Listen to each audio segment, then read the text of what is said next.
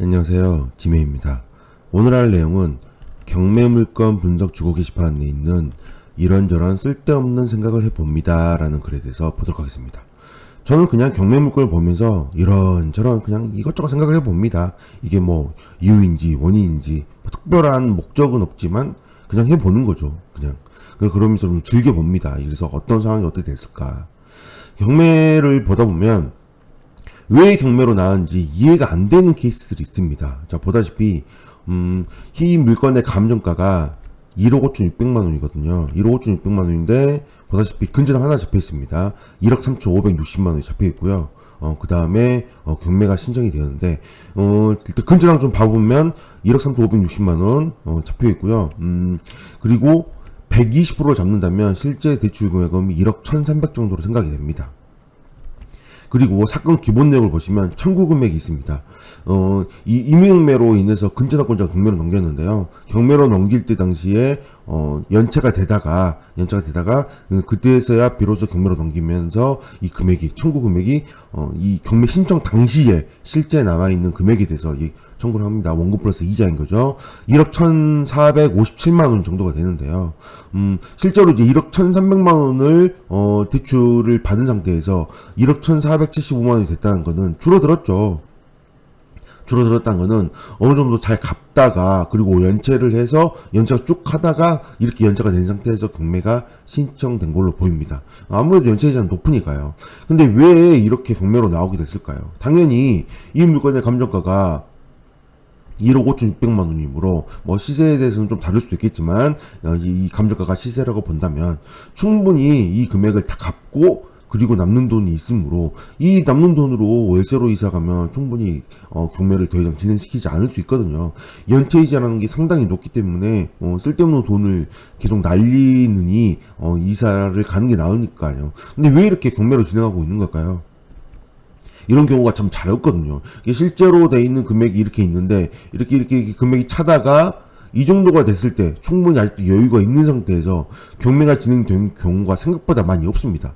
대부분의 경우들은 이게 차다서 이미 이 물건의 값어치를 넘어서는 가압류까지 이렇게 돼가지고 이 정도까지 채권이 돼서 이거를 팔아도 이 채권들을 다 해결을 못하니까 경매로 나온 경우가 대다수이거든요. 물론 아닌 예의도 있습니다. 어쨌든 대다수가 이렇게 채권이 차서 해결되지 못한 상태가 나온 경우인데 이 물건처럼 충분히 남아있는 상황에서 경매가 나온 경우는 좀 많이 없다라는 거죠.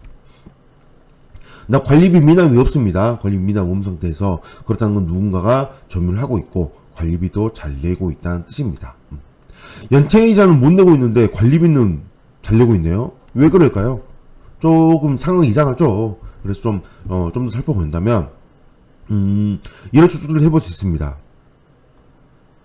일단 먼저 소유권 이전 등기가 되었고요. 그 다음에 등기 명의 표시 변경 등기로 이제 그 정거를 이사를 했을 때 표시를 봐보면 먼저 2006년도에 현 소유자 안 씨가 있고요. 그리고 나서 2006년도 5월 30일 날 등기 원인에 의해서 정거가 됩니다. 뭐 등기는 2015년에 되었지만 실제로 이때 등기 원인에 의해서 이사를 했다는 거 볼 수 있습니다. 이 주소지가 105동 2005호로 이 물건지 주소지입니다. 즉 2006년도에 전입을 해서 현재까지 그대로 살고 있습니다. 현재도 전입을 유지하고 있거든요. 그래서 안 씨는 2006년도에 계속 사서 지금까지 전입 유지를 하고 있는데 중간에 2018년도에 근저당을 잡게 됩니다. 근저당을 잡게 되는데 이 근저당권자가 교보생명 주식회사이고요. 그 다음에 채무자는 이 씨입니다. 이 씨. 그런데 이 씨의 주소지가 현재 물건지와 동일합니다.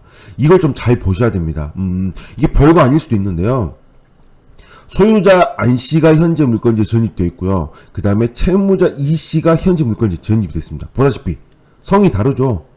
성이 다른데 이 물건의 세대 열람을 봐보시면 전입세대 열람대를 봐보시면 안 씨만 전입이 되어 있습니다. 안 씨만. 즉 안 씨만 전입됐다는 말은 조금 어폐인데 이 전입세대 열람대를 살펴보시면 여기에 세대주 성명이라고 표시를 하게 됐거든요. 세대주 성명에 안 씨라고 하면 되어 있습니다. 즉 여기에 세대원은 표시를 하고 있지 않거든요. 제가 종종 하는 얘기긴 한데 만약에 세대원이 이렇게 세대주가 A가 있고 세대원 B, C가 있다면 이 물건의 전입세대 열람을 한다면 A만 표시를 합니다. 물론 이 세 명의 전입자 중에 가장 전입이 빠른 사람이 만약에 C가 있다. 그럼 여기에 최초 전입자의 C라고 또 표시를 해주긴 하지만 이게 전입자 열람 내역입니다. C라고 표시를 해주긴 하지만 이 모든 사람이 뭐 전입이 동일하다 또는 A가 전입이 제일 빠르다. 그럼 여기 표시를 해주지 않고 A만 표시를 해준다는 거죠. 즉 B와 C는 표시를 하고 있지 않는다는 뜻입니다. 자, 그러면 이 안씨 소유자 여기에 안씨 소유자 이렇게 표시를 하고 있습니다. 표시를 하고 있고 채무자 E씨의 전입신고일자 즉 여기에 이 주소지가 전입된 날짜 전입된 곳을 얘기하거든요. 그래서 이 E씨도 같은 곳에 전입돼 있다는 뜻은 뭐예요? 그리고 여기에 따로 전입세 내역에 E씨를 표시하고 있지 않습니다. 그렇다는 것은 이 안씨와 E씨는 같은 세대고 여기에 A가 안씨이고요. B나 C가 E씨로 볼 수 있다는 거죠. 즉 A와 B는 무슨 세대예요? 바로 방금 얘기했듯이 동일 세대라는 거죠. 동일 세대. 자, 동일 세대라는 뜻은 무슨 뜻이에요? 안씨와 E씨가 동일 세대이다. 그럼 성이 다르죠.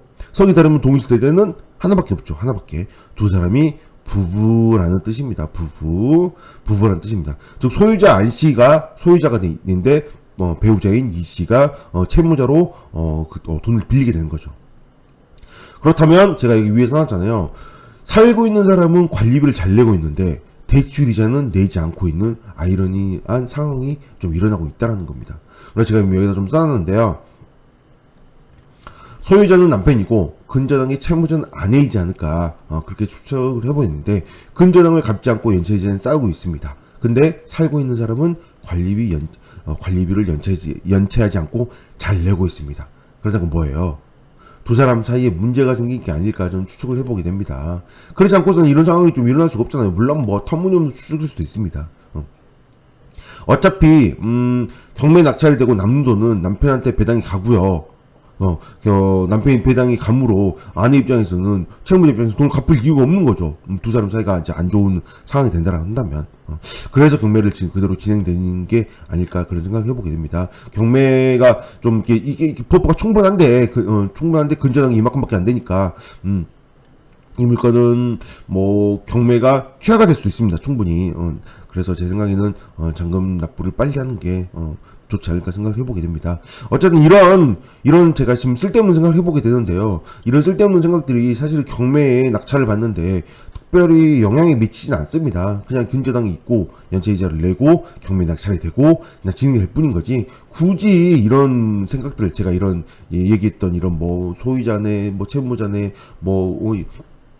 이런 관리비 미납이네 사실 이런 것들은 쓸데없는 생각이거든요. 그렇지만 그냥 경매를 보는 것보다 이런 여러가지 등기부로 이런 생각들을 해보고 그리고 나서 현실을 갔을 때 과연 어떤 상황인지 두 사람이 많이 나온다 뭐 나올 리는 없겠지만 어떤 상황인지 상상 좀 해보고 혹시나 좀 알겠는 이런 좀 내부 사항을 알 수만 있다면 좀 이런 거가 좀 매칭을 시켜본다면 좀 더 물건을 접근할 데 있어서 좀 접근한 게 재밌지 않을까 싶은 생각을 해보게 해서 저는 이런저런 쓸데없는 생각들을 해보게 됩니다. 여러분들도 등기부를 한번 봐보면서 이런저런 생각을 해보세요. 어떤 일들이 있었을까라고 추측을 해본다면 그게 현실과 틀릴 수도 있겠지만 좀 그냥 보는 것보다 재밌지 않을까요? 네, 여기까지 하겠습니다. 감사합니다.